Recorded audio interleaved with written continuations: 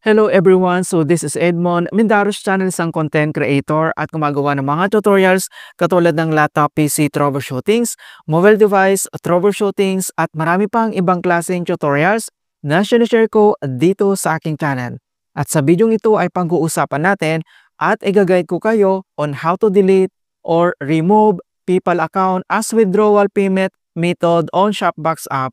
Kung bago ka lang, so ano ba yung tinatawag na Shopbox? Sa isa itong cashbox reward platforms na nagbibigay ng percentage money back kapag ikaw ay nag-shop online katulad ng TikTok, Lazada, Shopee at marami pang iba. So dito naman ay single items lang yung pwede natin makounted yung kanyang cashbox. Hindi pwede dito yung multiple items.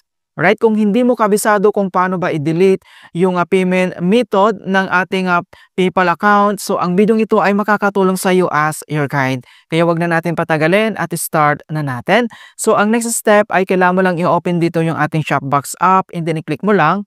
So dito lang sa ating Shopbox homepage, dito lang sa baba ay kailangan mo lang i-tap dito yung account profile na makikita dito sa bottom right corner, i-click mo lang.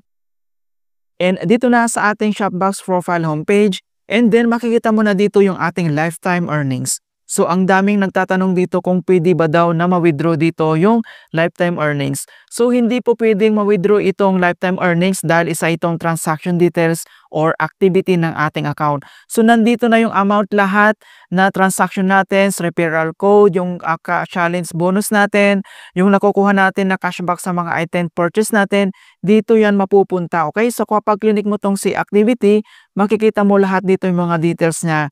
Yung date, yung confirm, yung track, yung rejected, yung challenge bonus, nandito lahat mga kaibigan. Kaya hindi po pwede itong ma-withdraw.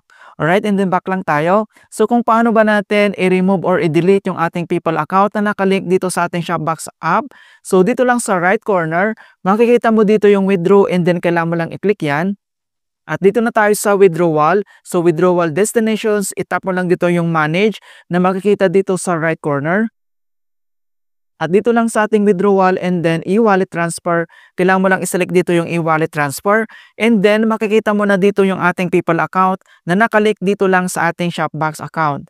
Okay, so kung paano ba ito i-remove, so dito lang sa right corner, makikita mo dito yung delete icon, so kailangan mo lang i-click yan. And then, are you sure you want to delete this payment method? Itap mo lang dito yung delete. Ayan. So, napakabilis lang talaga kung paano tayo mag-delete dito ng ating payment method. And then, kung gusto mo naman mag-add dito ng payment method, and then sim lang dito sa withdrawal, and then select mo lang dito yung e-wallet transfer, and then itap mo lang dito yung add an e-wallet.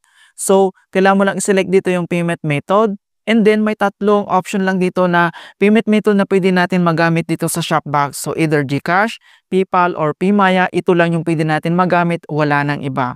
Okay, kung gusto mo GCash, i-select mo lang, or PayPal, or PMaya mga kaibigan, pwedeng-pwede po yan. So, magkano ba yung amount na pwede natin ma-withdraw dito sa Shopbox?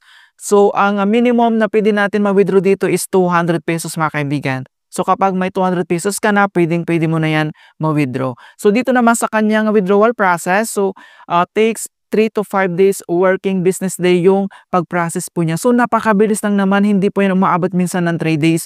Mga 2 days lang or 1 days, marireceive mo kaagad.